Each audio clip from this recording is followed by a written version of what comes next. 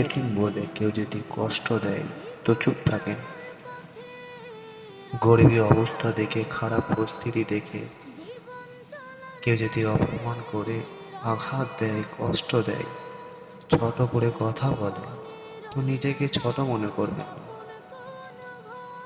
ভরসা রাখেন সে আল্লাহর উপর, যিনি সবকিছু দিবার মালিক।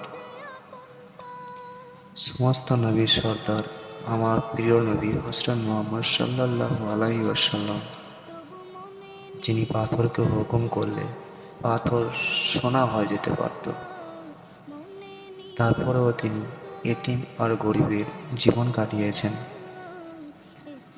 তো মানুষের আঘাতে, মানুষের দেওয়া কষ্টতে, মানুষের বলা কথাতে কখনো নিজের ভাগ্যকে খারাপ বলবেন না, কারণ আল্লাহর লেখা ভাগ্য কখনো খারাপ হয় না।